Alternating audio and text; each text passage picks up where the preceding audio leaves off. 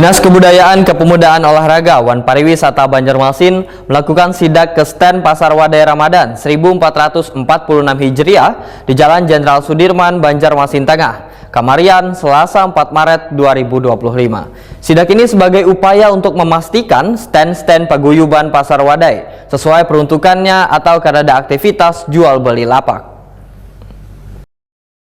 Dinas Kebudayaan Kepemudaan Olahraga Wan Pariwisata Banjarmasin melakukan sidak ke stand Pasar Wadai Ramadan 1446 Hijriah di Jalan Jenderal Sudirman, Banjarmasin Tengah, Kamarian, Selasa 4 Maret 2025. Sidak ini sebagai upaya untuk memastikan stand-stand paguyuban Pasar Wadai sesuai peruntukannya atau kadada aktivitas jual beli lapak. Sekretaris Disbud Porapar Banjarmasin Fitria Wetakwani Prima TV tengah hari Rabu 5 Maret 2025 memandahkan dari hasil pemantauan kadada ditemukan adanya aktivitas jual beli lapak di Pasar Wadai Ramadan atau sesuai dengan data ngaran pendaftar. Fitria menghimbau beban pedagang Pasar Wadai agar menyimpuni ratik sehabis berjualan supaya lapak tetap bersih.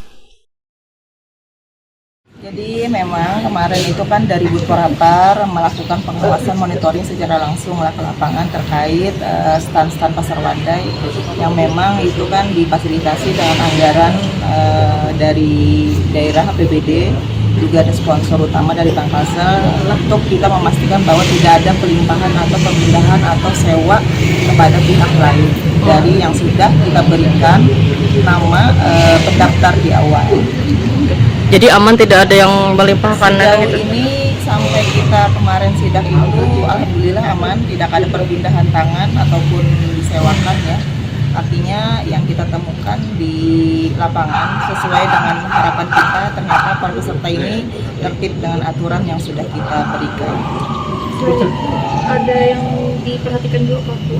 Selain itu kita meminta kepada para pedagang untuk memperhatikan sampah ya, karena ini kita kan lagi darurat sampah.